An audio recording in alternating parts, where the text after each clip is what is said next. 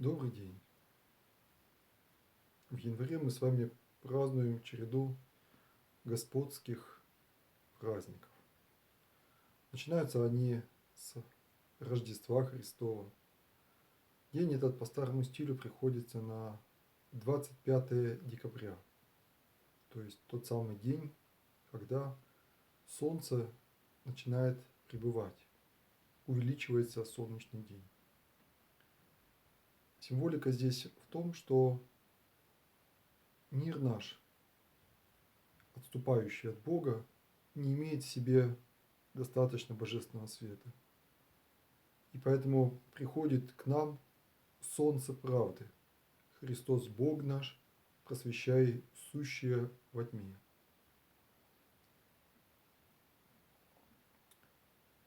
Дни эти называются праздничными от слова праздный, то есть незанятый, чтобы принять в себя благодать духовную, чтобы просветиться светом божественным, мы действительно должны освободить свои души, то есть свои сосуды душевные, от суеты, от порока, от того, что противно Богу.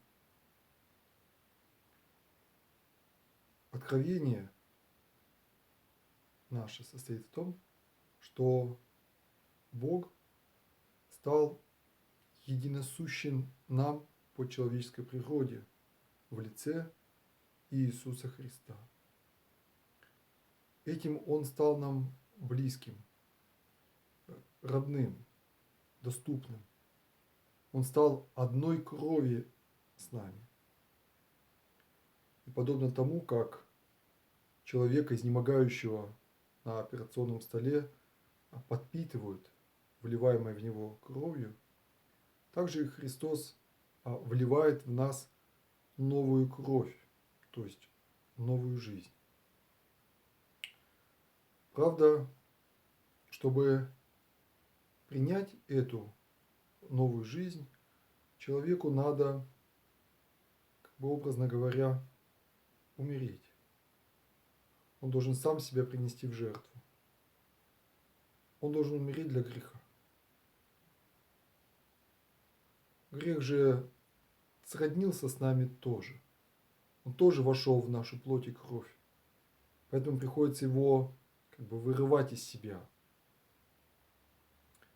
И апостол пишет, например, в одном из своих посланий: «Вспомните прежние дни ваши», это послание к евреям апостол Павел, «когда вы, бывши просвещены, выдержали великий подвиг страданий, то сами среди поношений скорбя, служа зрелищем для других, то принимая участие в других, находившихся в таком же состоянии».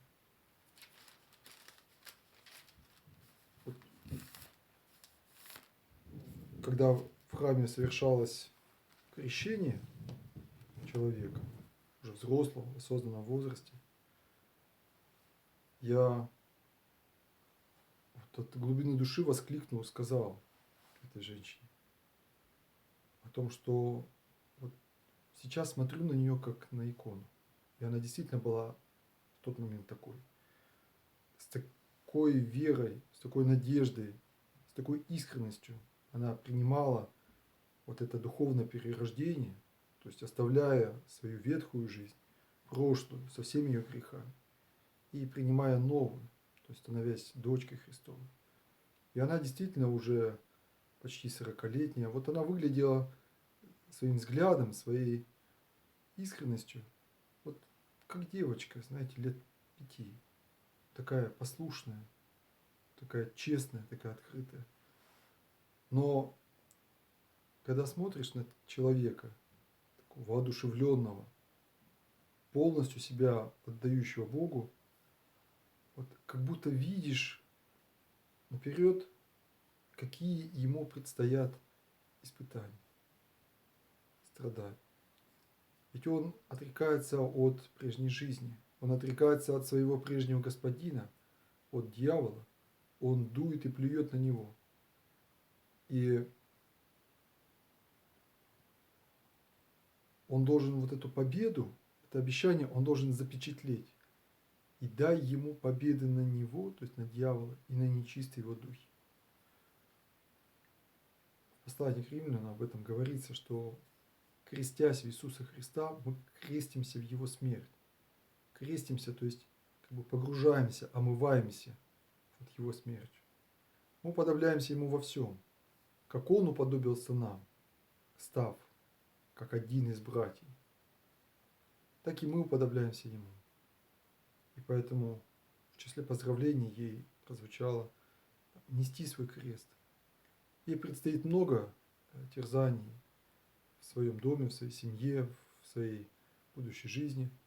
А требуется только, чтобы достичь цели вожделенной, Царства Небесного, требуется ведь только остаться верным Богу, только сохранить вот преданность Ему, верить, что все будет ко благу, что не избавиться нам от наших духовных болезней, от нашего самолюбия, от нашего сладострастия, иначе как горькими лекарствами.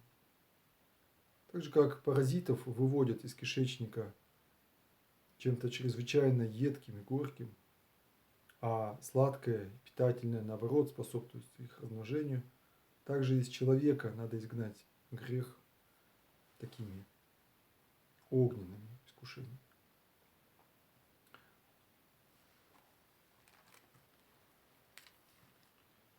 Ты же, человек Божий, убегай сего, то есть убегай греха, сребролюбия,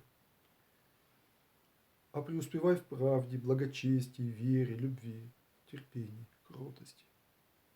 Подвязайся добрым подвигом веры, держись вечной жизни, к которой ты и призван, и исповедал доброе исповедание пред многими и свидетелями.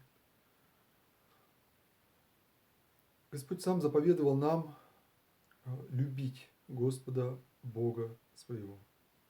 Именно любить. Мы сегодня много знаем о Боге. Мы сегодня много можем сказать о послушании Ему, о страхе перед Ним. Но любовь есть сосредоточие всех наших отношений с Ним.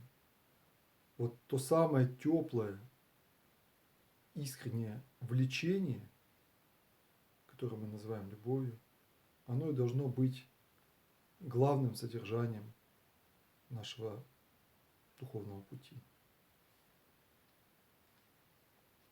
Пред Богом, все животворящим, и пред Христом Иисусом, который засвидетельствовал пред Понтием Пилатом доброе исповедание, завещеваю тебе соблюсти заповедь чистая и неукоризненно, даже до явления Господа нашего Иисуса Христа, которое в свое время откроет блаженный, единый, сильный Царь царствующих и Господь господствующих, единый, имеющий бессмертие, который обитает в неприступном свете, которого никто из человеков не видел и видеть не может. Ему честь и держава вечная. Аминь. Это первое послание к Тимофею, 6 глава. Бог обитает в неприступном свете, то есть к которому мы не можем подойти, как бы приступить к этому свету. И Он любит нас, Он показывает свою любовь уподоблением нам. Это и есть главное содержание праздников. Праздника Рождества Христова. Праздника обрезания Господня. Мы его будем отмечать вскоре, на следующей неделе. Это будет 14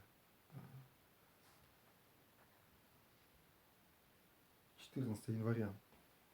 Это 8-й день после Рождества Христова. По обычаю младенца Иисуса принесли в храм.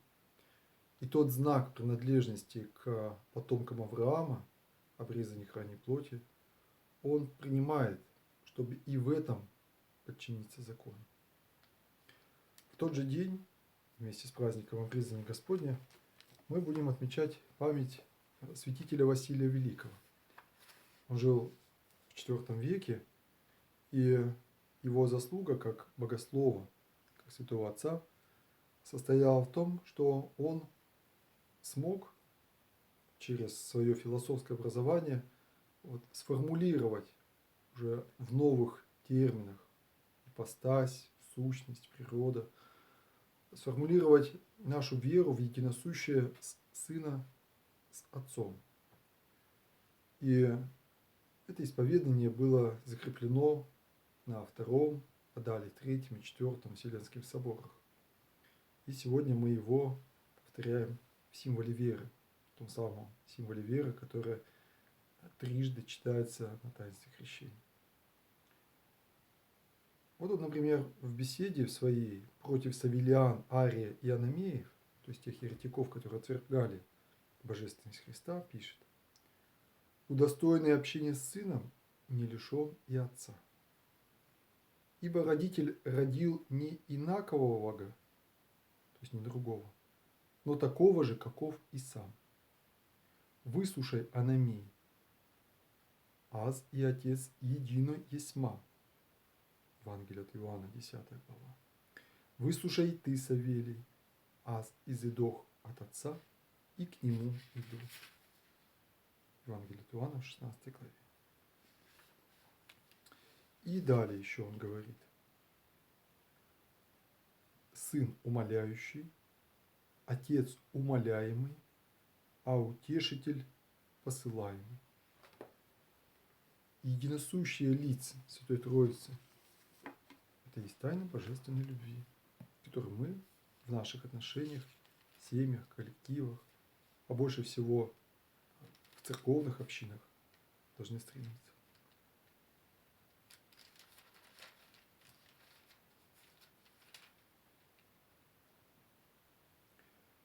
19 января мы отмечаем праздник Святого Богоявления, Крещения Господня. Он прежде, в древние времена, праздновался одновременно с Рождеством Христовым, потому что Господь пришел на Иордан именно когда ему исполнилось ровно 30 лет. Там в то время проповедовал и Иоанн Предтеча, призывая людей к покаянию, к принятию Спасителя. И Господь погрузился в воды Иордана. Богослужебные песнопения много раз повторяют одну мысль, что он принимает рабское крещение. Вот люди, которые приходили на Иордан к Иоанну, они признавали себя Божьими рабами. Они приходили с покаянием,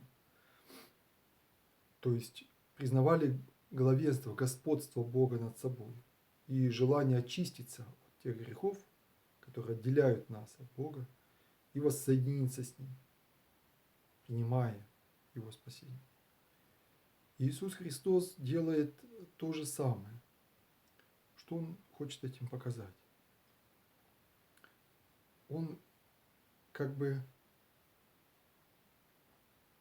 вот эти обряды, и обрезание, и Иоанново крещение, обряды, которые показывают необходимость спасения, исцеления человеческого рода, он тоже проходит, показывая нам, что он немощи наши взял на себя. Немощи наши. Так называемые непорочные страсти. И усталость, и сон, и голод.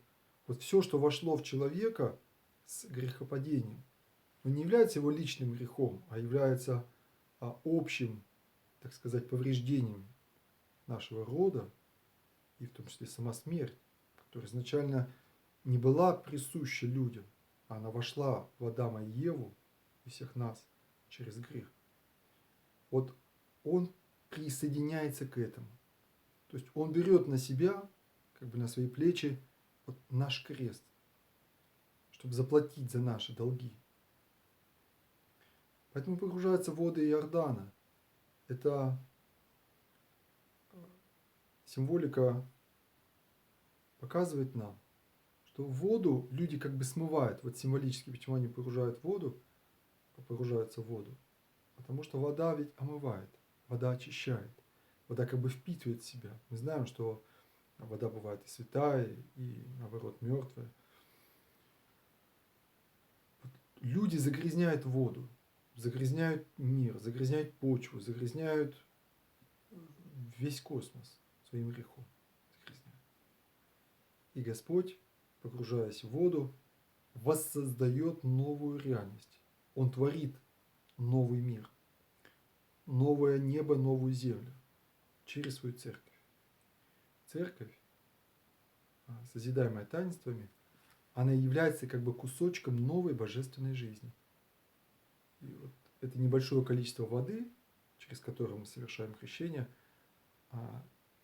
когда мы ее освящаем, она является по своей духовной чистоте вот той первозданной водой. То есть той водой, которую Господь сотворил еще до того, как люди испортили этот мир. И человек в нее погружаясь, через нее очищаясь, он как бы становится новым образом Божьим.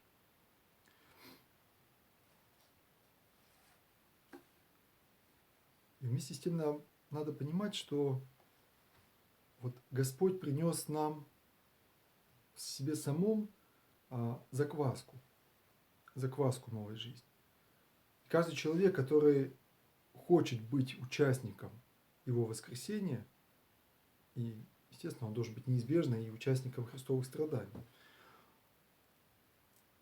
но мы должны следовать за Ним. Мы должны подражать Ему. Вот что делал Спаситель, то должны делать и мы. Он шел к нуждающимся, бедным. Мы должны так делать. Он терпел отвержение, поношение, клевету, предательство за веру, за свое исполнение воли Божьей. И мы должны делать так же.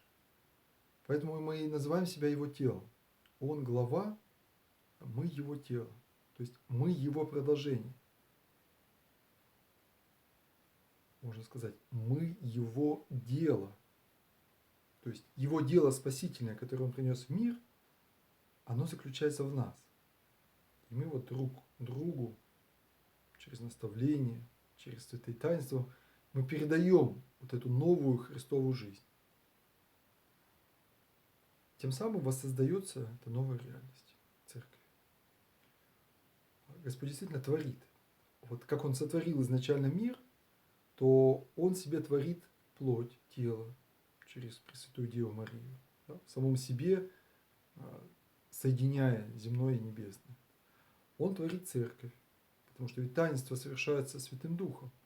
Священник их совершитель, но само осуществление таинства – это дело Божие, это Божье творение. Он из грешника творит праведника и даже святого. Он творит сами святые дары. Вот мы говорим, сотвори, уба, хлеб сей, честное тело Христа Твоего. То есть тело Христово, оно продолжается вот спустя 1000 лет. Оно воссоздается в святых таинствах. Мы их принимаем в себя, и тем самым принимаем в себя Христову смерть и Христову жизнь. Вот так глубоко и сложно, и вместе с тем очень на самом деле просто и понятно для верующего сердца совершается Божье дело, истинное дело спасения в этом мире. Разумеется, мы соединяемся друг с другом. Мы не можем только лишь по отдельности связываться с Ним. Поэтому сегодня, вот, поздравляя крещаемого человека с этим, говорим, вот посмотрите на этих людей, которые присутствовали, молились за вас, помогали в чтении, в пении. Обнимите их, поцелуйте, поблагодарите, потому что теперь это ваши братья и сестры. Вот теперь у вас огромная, великая семья духовная, которая называется Святая Православная Церковь. В праздник Богоявления Господня, он еще называется, имеет название Крещение Господне, Святое Богоявление и Просвещение, Святое Просвещение, потому что свет Христов явился в мир. Свет Божий явился в мир во Христе.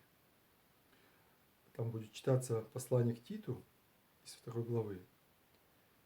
«Явилась благодать Божия, спасительная для всех человеков, научающая нас, чтобы мы, отвергнувши нечестие и мирские похоти, целомудренно, праведно и благочестиво жили в нынешнем веке, ожидая блаженного упования и явления славы великого Бога и Спасителя нашего Иисуса Христа, который дал себя за нас, чтобы избавить нас от всякого беззакония и очистить себе народ особенный, ревностный к добрым делам. Вслушайтесь в эти слова, вчитайтесь в них очень емко, без лишних комментариев.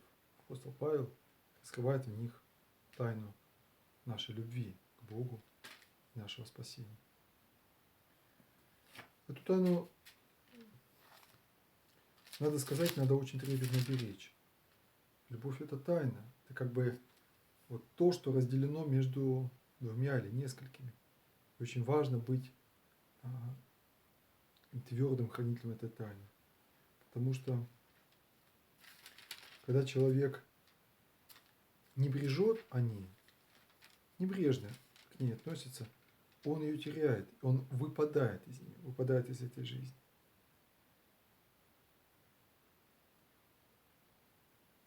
В послании к евреям апостол Павел предупреждает отступников, то есть тех, кто отступает от веры, познает благодать, скажем, принимает крещение, исповедуется, причащается святых тайн, а потом отступает, как бы дает Иудин поцелуй Христу. Он говорит так.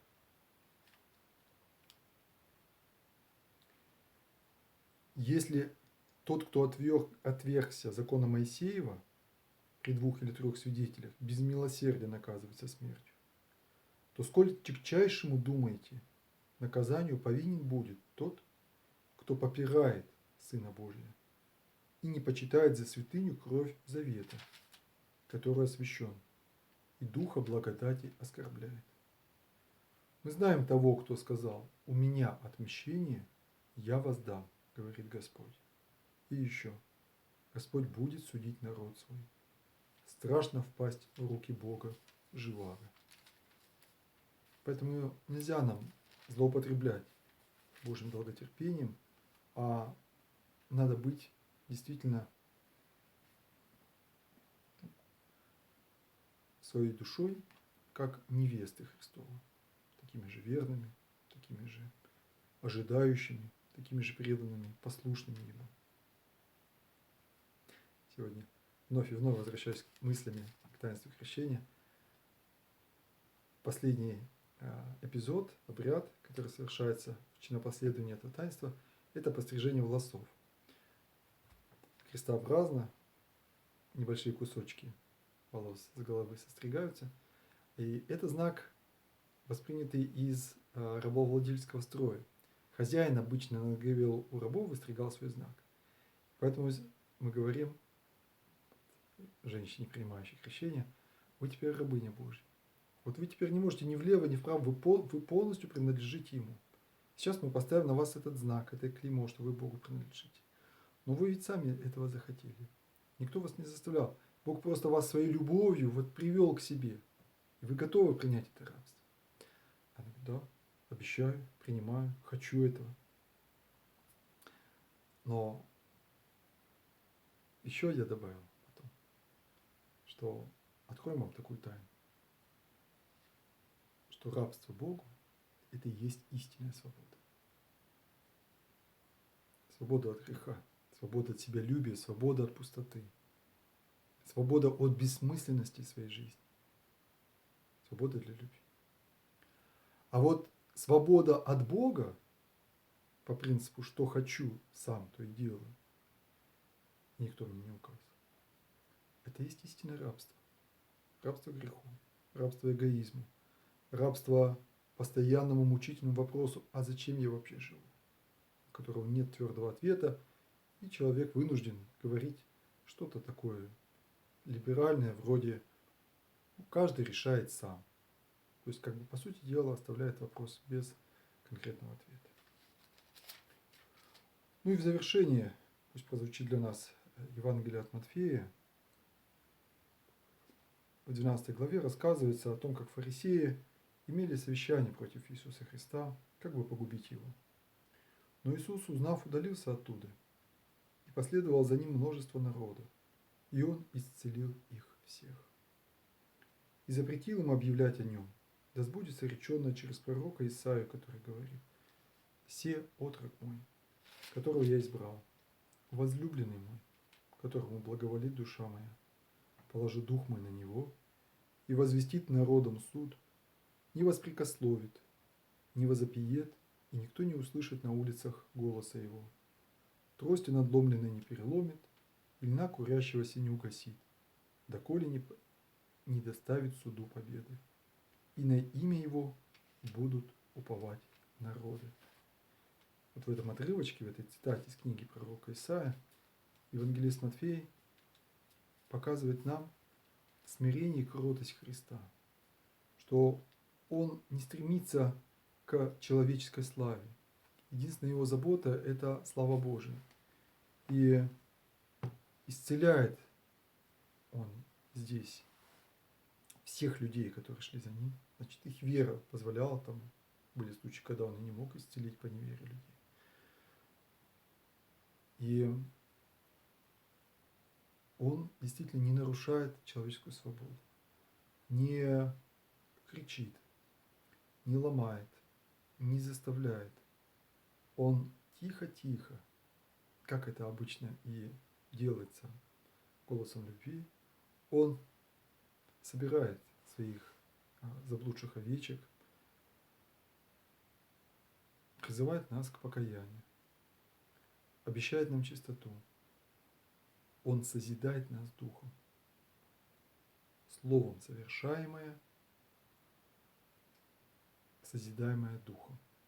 Так поется в одном из эпосов.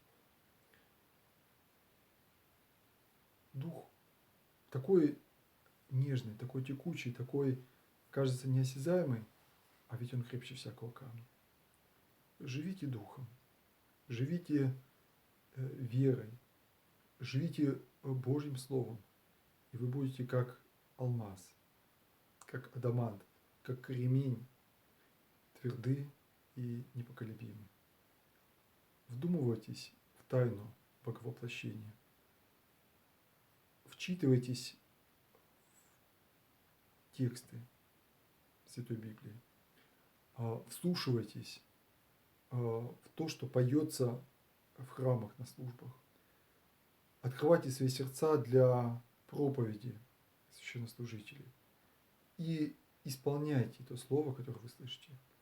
И вы увидите, как душа, распадающаяся от маловерия нашего всегдашнего, как она укрепляется, созидается Духом, Божьим Словом в великолепный, в нерушимый, в чистый Божий храм. С праздником, с Рождеством Христовым, с обрезанием Господним и памятью святителя Василия Великого, предстоящим нам, и с праздником Святого Богоявления, Крещения Господня.